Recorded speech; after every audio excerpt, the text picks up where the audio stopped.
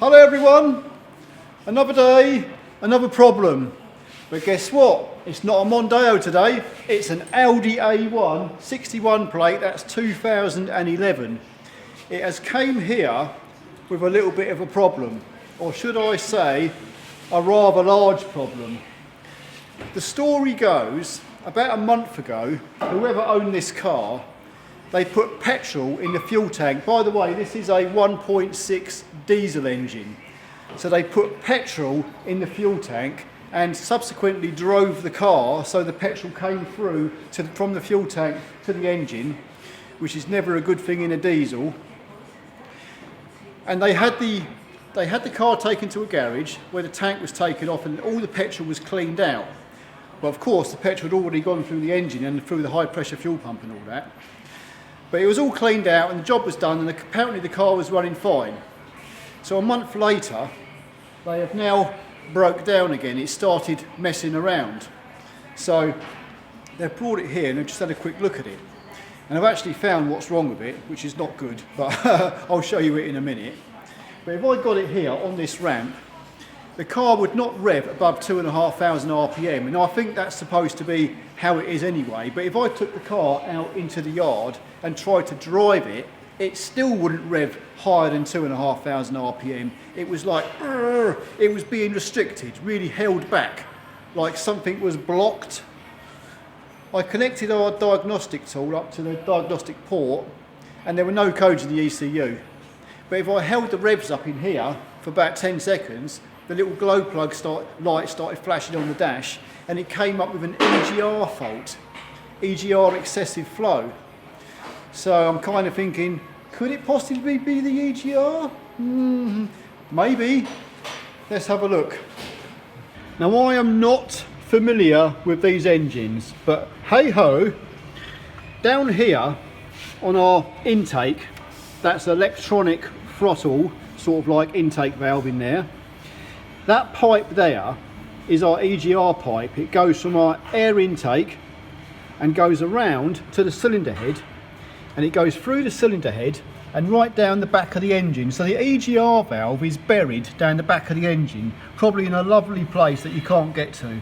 But anyway, what I did was I disconnected this pipe, two Torx 30s and one little 6mm bolt clamp there. I took this pipe off when I started the engine up, and no word of a lie, the fumes, exhaust fumes coming out from the head were like, if I held my hand back here, they were hitting my hand. They was that much in the way of exhaust fumes. There was far too much. So that said to me, there's something really not quite right there. And then the EGR valve was totally stuck wide open. But anyway, here's what we decided to do. Because it just didn't feel like, it actually felt like the engine was being strangled. So I've removed the clamp off the exhaust downpipe. Well, this is the DPF where it bolts onto the turbo. I couldn't remove the exhaust anywhere further back because the exhaust literally goes underneath all the way down here to sort of like halfway across the front driver's door, and the subframe's in the way, so there's no other joints. So the only place I can disconnect the exhaust to actually know if the actual DPF is blocked is here on the manifold. So I've got that loose now, and I've actually checked inside there, and the turbo impeller is turning, so that's perfectly fine. So I did think maybe the turbo's seized, but this side is perfectly fine. And also on the inlet side of the turbo, I've taken this hose off as well, and that spins freely. So I know the turbo is fine, which is a relief. So now I've got our DPF, or basically our exhaust, disconnected from the turbo. If the DPF is blocked, it should at least rev up and go now. So shall we find out?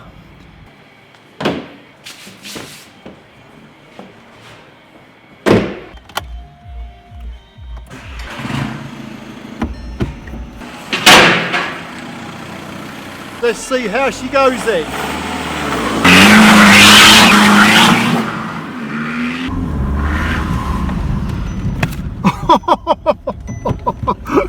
It goes well.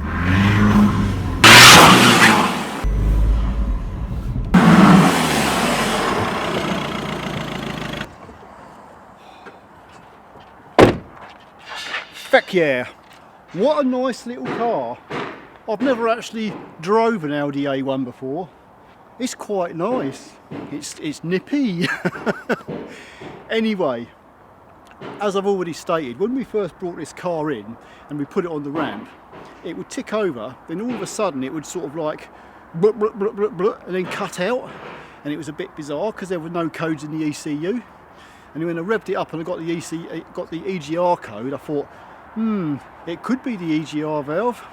But of course, upon a further bit of investigation, disconnecting the exhaust from the turbo, that was the only place I could disconnect it, by the way.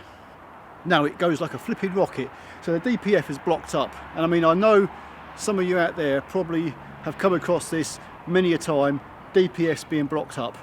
So now I've just got to find another DPF to put on it, which is not an easy thing to do anyway, because on this one, it's all one piece down to the middle of the car.